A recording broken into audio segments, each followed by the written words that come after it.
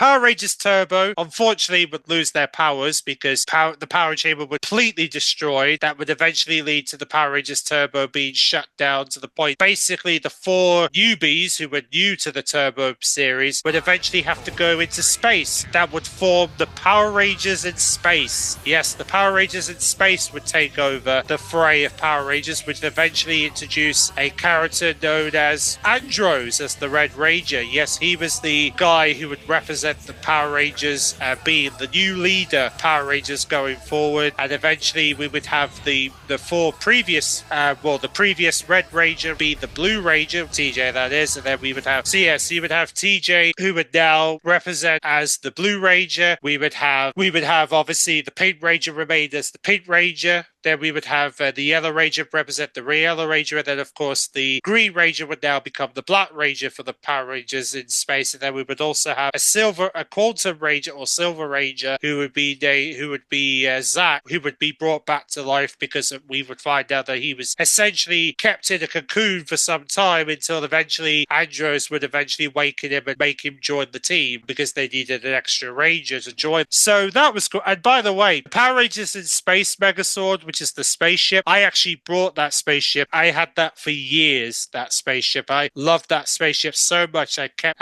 for quite a few years to the point that I would even use it and transformed it into the Megazord because yes, it became a Megazord in the series and I loved it. And I loved the whole concept of Power Rangers in Space was so much fun. The fact that they had that Megazord in was really, really fun. Yeah, I really enjoyed it. I really enjoyed it indeed. And it was such a fun series. And probably the one I remember the most is probably the finale of In Space, where they would have that whole concept where Andros trying to convince his sister to become the good person and stop this attack on Earth, which was a really powerful storyline. The fact that Andro knew Maddie was her sister and he was trying to convince her come back home, come back to him. He was trying to force his sister to not be the bad person. He was trying to do that for most of the series, so eventually he would by accident attack his sister to the point she would be unconscious, and it would eventually, because of him having tears for the loss to think that he lost his sister, that would eventually turn his sister into a goodie again after destroying Zordon, which by the way, Zordon leaving us because Andros had to use his power carnage that was going on in the planet Earth and trying to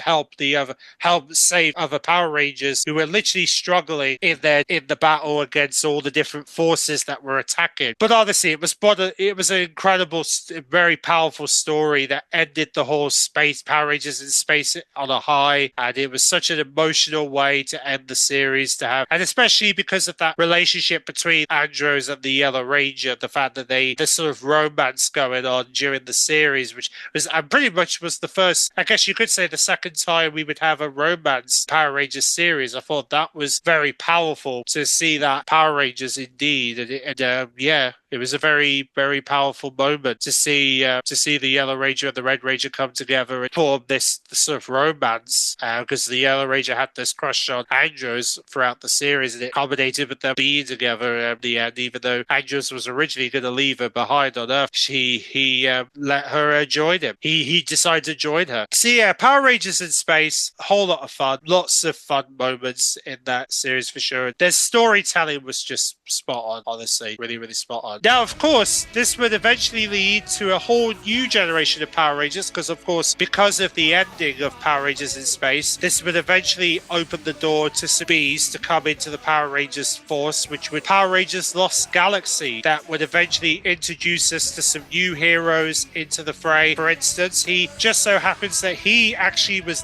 where Andros and the Space Rangers would save the Earth. He had to be there when that happened, and pretty much led to, well, he didn't think he was going to be a Power Ranger at first until eventually he would end up being in the island where Myra, who is essentially the Yellow Ranger he would bump into in the beginning, go back to her home, see the sword. He would end up taking the sword his brother picked up originally, but then his brother fell through a crack. But luckily he stayed alive because he would end up becoming the Phantom Ranger down the road, so he would end up becoming a Power Ranger later. Essentially, Leo would essentially represent as the Red Ranger, and you would have so we have all these faces representing the new Lost Galaxy Rangers by picking up those swords, giving them the powers to become the Galaxy Rangers, and my gosh, Leo took that role very, very well. He literally braced into this idea of him being a Power Ranger, and he obviously was kind of that character in the beginning where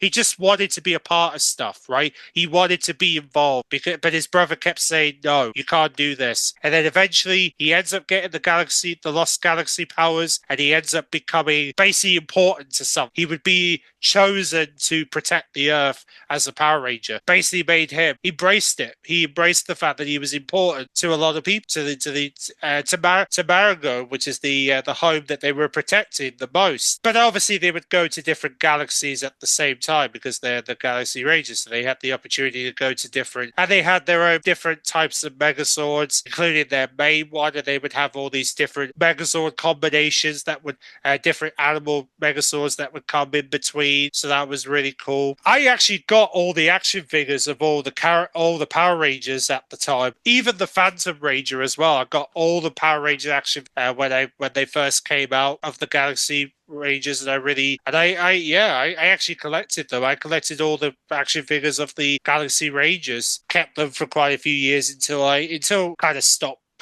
watching Power Rangers altogether, and I just decided that I didn't need them anymore, and that's when I kind of sold them off, really. But yeah, nevertheless, I kept them for a very long time, the Galaxy Ranger figures, for sure, and it was really fun watching the Galaxy Rangers, and seeing Leo become the hero that he did, be able to form the Megazords, and even that episode where they team up with the Space Rangers. Yeah, they teamed up with the In Space Rangers, so they finally had the chance to work with Andros and the team to do when they were dealing with the Psycho Rangers. They did a really good job with that. So yeah, honestly, it was such a really powerful, really, really cool to see the Galaxy Rangers come together to be the heroes that they were. They did a really good job. Honestly, they did an incredible job as the Power Rangers. Absolutely. So yeah, that is and then of course they had that whole Lights of Orion that was another form of power of theirs as well. But yeah, honestly though, I really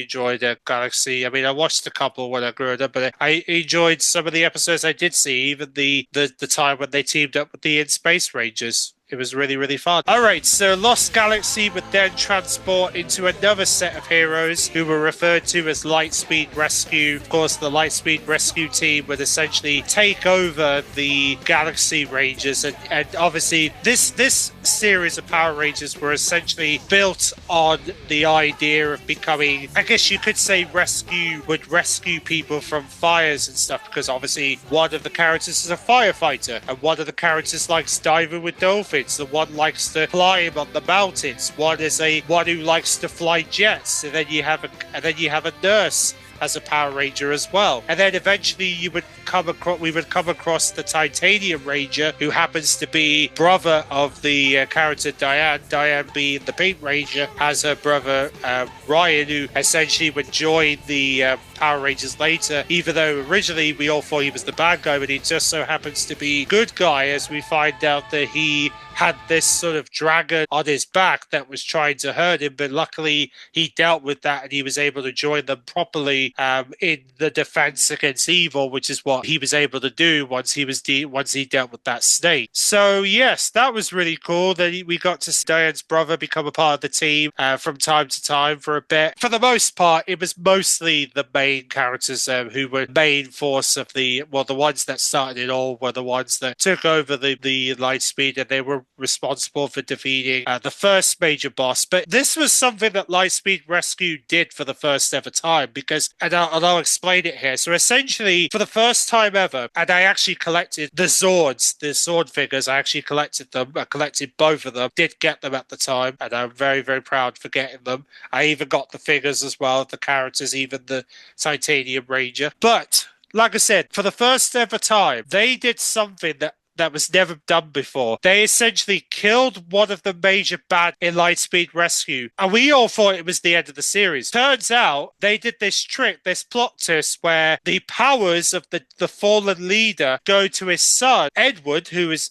I guess, who would essentially become the new baddie for Lightspeed Rescue and essentially take on the role as the new baddie. Obviously, the following episode from his birth do this little trick where he would impersonate as one of the Power Rangers to try and convince the Red Ranger that he was a part of their team, when really he was tricking them the entire time into making them believe he was something that he's not. And I love that. I love the fact that he was essentially a good guy when in theory he captured the other Power Rangers to impersonate them. And it was such a clever concept. The idea that this baddie had the ability to impersonate the other Rangers to try and to destroy the Power Rangers within. And I love that sneakiness they did. But luckily, they defeated him in the end. So that was, so essentially, this was the first Power Rangers series essentially defeated two bosses in one series, which I thought was really clever. And this was the only series that had the ability to beat baddies in this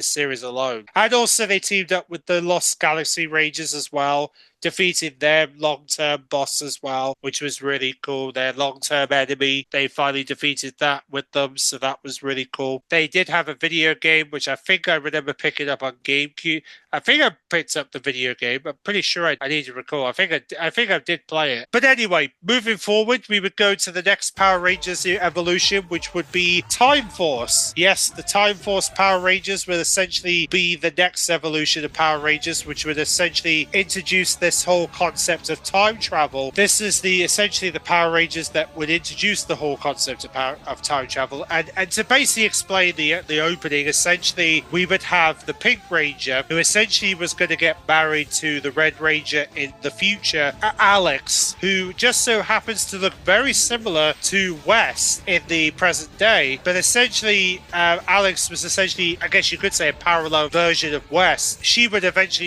going to marry, but unfortunately to Redrix, who was essentially the big baddie with his daughter. Yeah, we all thought he was dead, essentially, in the beginning. Turns out later in the series, he didn't really die. He was essentially he basically recovered somehow. We don't know how. We found out later he managed to recover because he was trying to do everything he can to bring Jen back. But then Jen just went to find a Red Ranger so that he could defeat Redrix and bring him back, and then he could finally take her back. Obviously, because she thought that he was dead, they were basically left with no choice but to follow him. But then they were left with a problem of not being able to morph because, well, they need a Red Ranger. If they don't have a Red Ranger, they can't morph. If they didn't get a Red Ranger, they're not going to be able to do anything to beat West, obviously, because West was essentially the character who essentially came into their rescue in present day Earth, well, 2001, should I say, when they went back to 2001. And essentially, he decided he wanted to help them, but obviously Jen didn't want to get involved with it. But however, though, he sort of warmed up to them.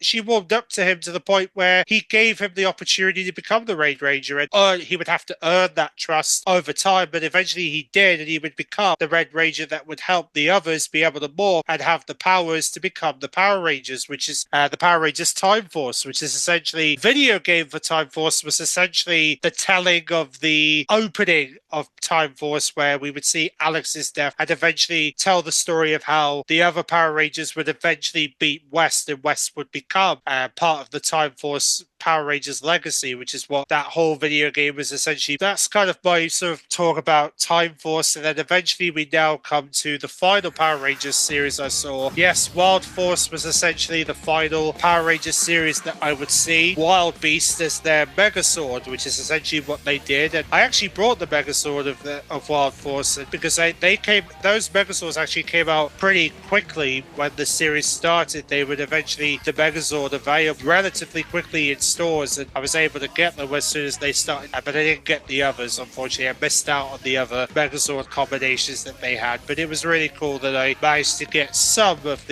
at least one of Wild Force Megazords, but I don't think I got the Power Rangers figures at the time though, so that was really unfortunate. But nevertheless, I really I think they did. I think it was really fun. Power Rangers Megazord. I think the whole Wild Force Megazord was kind of fun. And also, one of my favorite episodes had to be the Forever Red, where they celebrated the anniversary of the Power Rangers by bringing the Red Wild Force Ranger to collide past Red Rangers, which I thought that was really cool. I watched a couple. I didn't watch that much because this was at the point when I was kind of dipping out of Power Rangers at this point, but at least I watched a couple of Wild Force episode. But yeah, nevertheless, really, that was pretty much the Power Rangers that I saw growing up. Basically, from Mighty Morphin Power Rangers all the way to Wild Force. That was essentially the time when I saw the Power Rangers, but then Wild Force was essentially when I'll certainly miss those days of like growing up with the Power Rangers and being able to. Do you have any fond memories of the Power Rangers in the comment section below? I'm sorry that it went a little bit long. I just had a lot of reasons, a lot of explanation I wanted to put out there because I just have lots of memories of it. I have lots of memories of being able to watch the Power Rangers growing up and watching it on Fox Kids. And I've got another childhood TV memories coming up soon. We are going to look at some programs I watched on ITV, relive them. So I'll see you then.